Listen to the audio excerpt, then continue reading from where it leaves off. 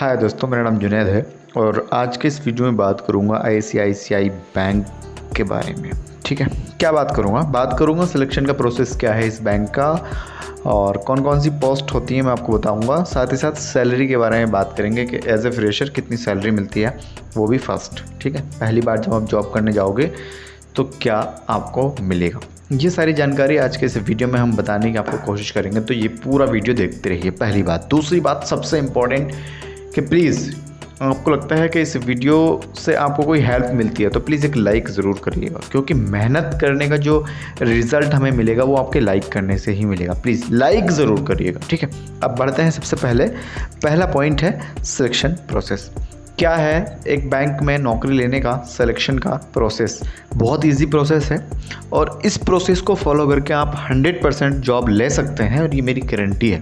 ठीक है, और आप चैनल को अनसब्सक्राइब कर देना अगर इस तरीके से आपको जॉब नहीं मिली तो। क्लियर है? क्या है तरीका भाई? बहुत इजी स्टेप है। सबसे पहले आपके पास एक बढ़िया सा रिज्यूमे होना चाहिए। रिज्यूमे कैसा होना चाहिए, मैं एक वीडियो का लिंक दे दूंगा डिस्क्रिप्शन में, उस वीडियो को देख के आप रिज्यूमे बनाना सीख लीजिए। क्लियर हो गया? दूसरी चीज़ ये है कि आपके पास कुछ चीज़ें होनी चाहिए। नौकरी लेने से पहले आपको वो चीज़ें आनी चाहिए, है ना। तो मैंने इससे पहले एक वीडियो और बनाया था, वो शायद HDFC बैंक का था। ठीक है, एज ए रिलेशनशिप मैनेजर का। ठीक है, तो आप उस वीडियो को देखो, वहाँ पे मैंने बहुत सारी चीज़ें बताई थी कि कौन सी चीज़ें होनी चाहिए, लेकिन फिर भी मैं आपको यहाँ पर बता रहा हूँ। तो अगर आपको नौकरी लेनी है किसी भी बैंक में तो आपको ये 3-4 चीज़ें आपके पास होनी चाहिए। सबसे पहले ना आपको बोलना चालना आना चाहिए, बहुत इंपॉर्टेंट चीज़ है ना।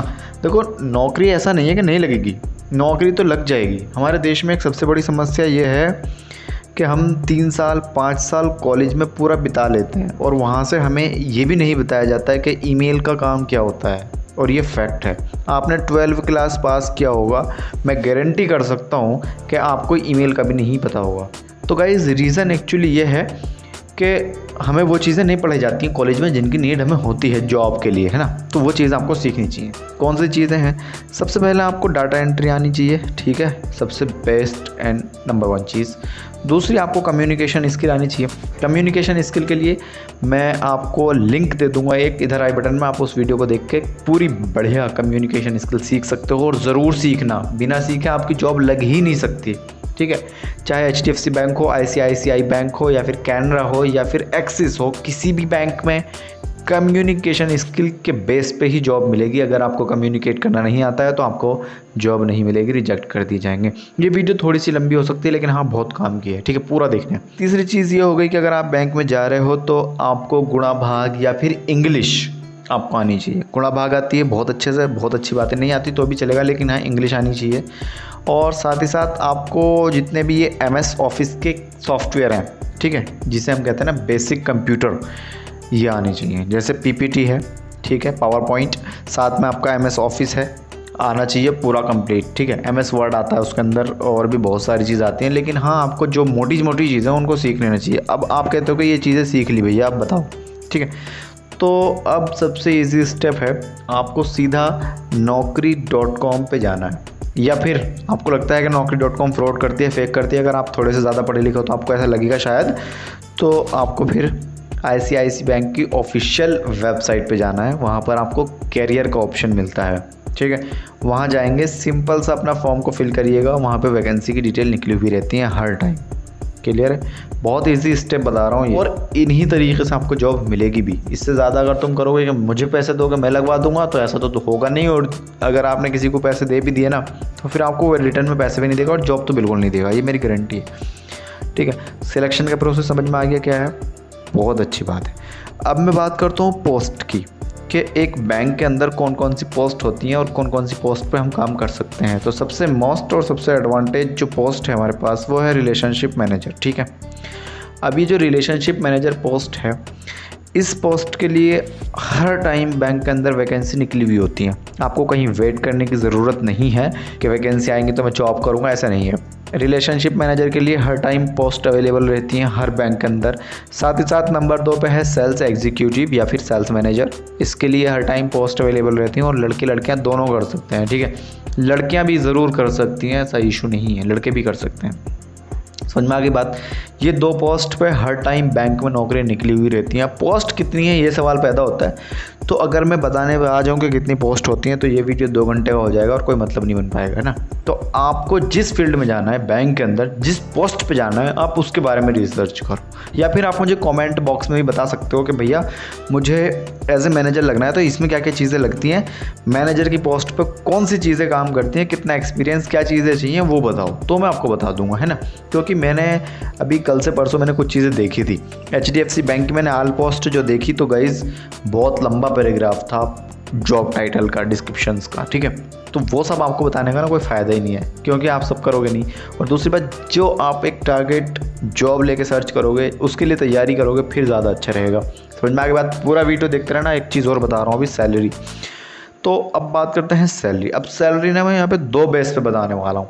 सबसे पहले तो मैं बताऊँगा कि एज ए फ्रेशर कितनी सैलरी मिलती है, और एज ए एक्सपीरियंस कितना है ये भी मैटर करता है, लेकिन सबसे पहले बात करता हूँ एज ए फ्रेशर कितनी सैलरी मिलती है। तो अगर आप फ्रेशर हैं, बिल्कुल फ्रेशर हैं, तो आप ना एक काम करिएगा बस अभी फ़िलहाल, थोड़ा सा नीचे देखिए, आपको एक रेड कलर का बटन दिख रहा है कुछ ऐसा, और इसको दबाइए, है ना। सब्सक्राइब कहते हैं इसको, इस चैनल से सब्सक्राइब कर लीजिए आप, और साथ में नोटिफिकेशन बेल ना बिल्कुल मत दबाना, ठीक है।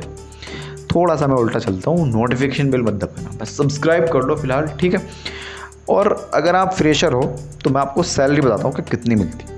फ्रेशर लोगों को जो सैलरी मिलती है गाइज, वो हर बैंक की बता दूँ आज मैं इस वीडियो के अंदर, आपको कभी पूछने की ज़रूरत ही नहीं पड़ेगी, और किसी से ही मत पूछना, मैं फाइनल बता रहा हूँ। आपको जो सैलरी मिलेगी एज ए फ्रेशर वो 15,000 से लेके 17,000 तक मिलेगी, ठीक है। और 15 से 14 भी मिल सकती है, और 17 से 18 ही मिल सकती है, लेकिन इससे ज़्यादा कम नहीं मिलेगी, ये मेरी गारंटी है, ठीक है। ना तो इससे ज़्यादा ही मिलेगी और ना इससे ही कम मिलेगी। 14,000 से लेकर 18,000 तक एज ए फ्रेशर सैलरी मिल सकती है, और 18,000 जब मिलेगी जब आपकी पढ़ाई या फिर आपकी क्वालिफ़िकेशन या फिर आपके डिप्लोमाज इस तरीके के हैं, आप किसी काबिल हैं तो। अगर फ्रेशर हो, ज़्यादा कुछ नहीं आता है, ये सारी चीज़ें आती हैं जो मैंने बताई है, जैसे डाटा एंट्री या फिर कम्युनिकेशन स्किल बहुत अच्छी हैं, या फिर आपने बस कुछ भी नहीं कर रखा, बस नॉर्मल हो और किसी का रेफरेंस है तो जॉब मिल गई, है ना। ये एक कॉन्सेप्ट है। अब आपको मैंने सैलरी बता दी एज ए फ्रेशर। अब बात करते हैं एक्सपीरियंस है जी, हमें आप कितनी सैलरी मिलेगी। तो एक्सपीरियंस लोग जो होते हैं वो सैलरी कंपनी नहीं देती उनको, है ना, ध्यान रखना। एक्सपीरियंस लोग जो होते हैं वो सैलरी खुद से मांगते हैं जाके कि हमें इतनी सैलरी चाहिए, मुझे 35,000 रुपये सैलरी चाहिए तो काम करूँगा, है ना।